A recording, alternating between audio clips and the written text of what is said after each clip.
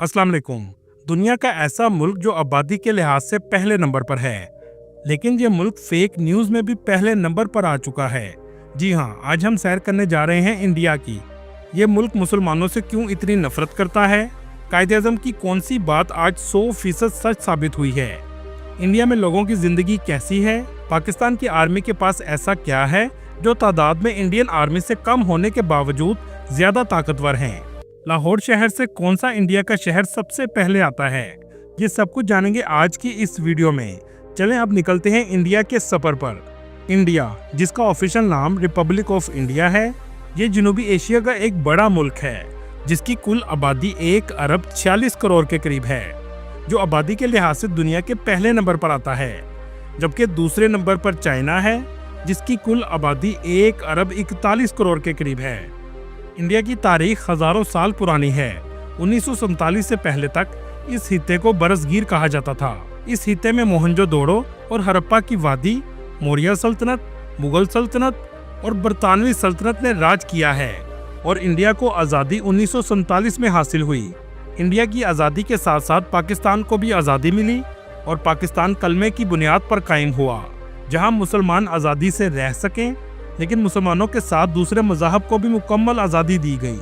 दोस्तों, क्या आप जानते हैं उस वक्त कुछ मुसलमानों ने पाकिस्तान की आज़ादी की मुखालफत की और इंडिया में रहने को तरजीह दी। इस मौके पर कायदे-आज़म ने फरमाया था, जो मुसलमान आज पाकिस्तान की आज़ादी के खिलाफ हैं और हिंदुस्तान में रहना चाहते हैं, ये सारी जिंदगी हिंदुस्तान से वफादारी साबित करने में लगे रहेंगे। और आज ये बात 100% सच साबित हो रही है, जो आगे हम आपको वीडियो में दिखाएंगे। इंडिया की जीडीपी 4.19 ट्रिलियन डॉलर है, जिसे दुनिया की चौथी मजबूत तरीन इकोनॉमी कहा जाता है। लेकिन इतनी बड़ी इकोनॉमी होने के बावजूद यहाँ के लोगों की सालाना आमदनी $2,878 है। इंडिया का बॉर्डर नेपाल, भूटान, बांग्लादेश, म्यांमार और रवायती हरीफ पाकिस्तान और चाइना से लगता है। इसके अलावा समुद्री हदूद पर श्रीलंका और मालदीव वाक़या हैं। इंडिया का पाकिस्तान से बॉर्डर 3,322 किलोमीटर और चाइना से 3,488 किलोमीटर लगता है, जबकि सबसे लंबा बॉर्डर बांग्लादेश से लगता है, जिसकी लंबाई 4,096 किलोमीटर है। इस कंट्री का कुल रकबा 32 लाख मुरब्बा किलोमीटर के करीब है, जो रकबे के लिहाज से दुनिया के 7वें नंबर पर आता है। इंडिया में बोले जाने वाली जुबान हिंदी है, जो बोलने के लिहाज से उर्दू से मिलती जुलती है। इंडिया में 80% हिंदू, 14% मुस्लिम, 4% मसीही और बाकी दूसरे मज़हब के लोग आबाद हैं। मुसलमानों की आबादी 20 करोड़ से भी ज़्यादा है, लेकिन मुसलमान हमेशा मजहबी लिहाज से मुश्किलात का शिकार रहते हैं। इंडिया में मुसलमानों के खिलाफ बहुत सी तंजीमें भी बनाई गई हैं, जिनमें VHP, साक्ष भारत, गौ रक्षक, जो गाय को अपनी माँ मानते हैं, और यहाँ तक के गाय का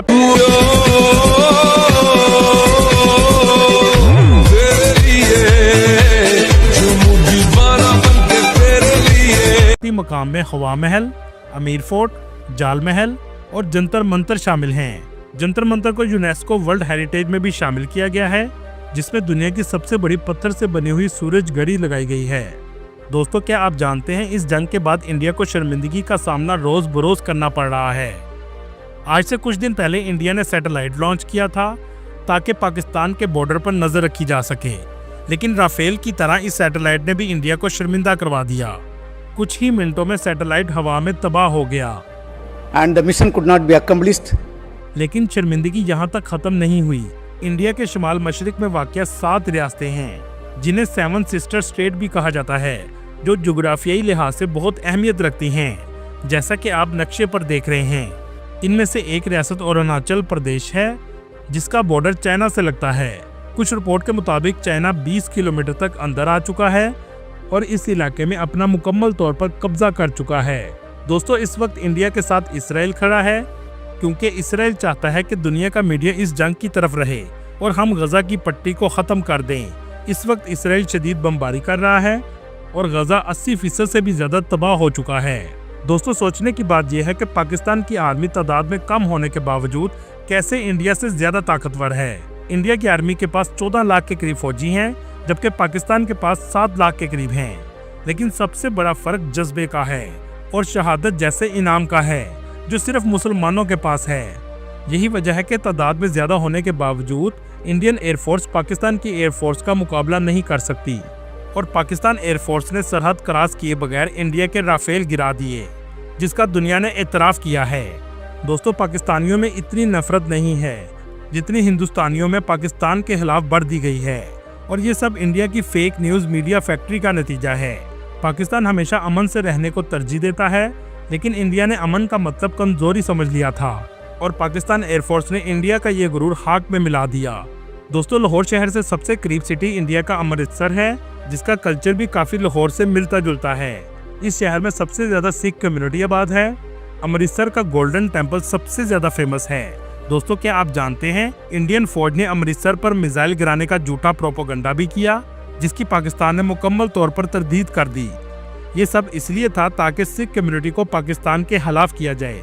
इस गोल्डन टेम्पल का आर्किटेक्चर भी बहुत खूबसूरत बनाया गया है। इस गुरुद्वारे में सब लोगों को सर डाम के जाना पड़ता है। इस शहर में जो भी आता है इसका विजिट जरूर करता है। इसके चारों इतराफ में बाजार मौजूद हैं। ये शहर आपको पाकिस्तान के शहर लाहौर जैसा लगेगा। लाहौर के ओल्ड टाउन की तरह इस शहर में भी बाजार मौजूद हैं। अमृतसर के खाने भी बहुत मज़ेदार होते हैं। देसी फूड आपको हर जगह मिलेगा और हलाल फूड भी आसानी से मिल जाता है।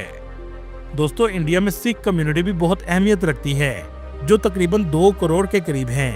ये ज़्यादातर इंडिया के पंजाब में रहते हैं और कई सालों से अलग मुल्क बनाने की कोशिश कर रहे हैं। इनकी तहरीक को खालिस्तान तहरीक कहा जाता है।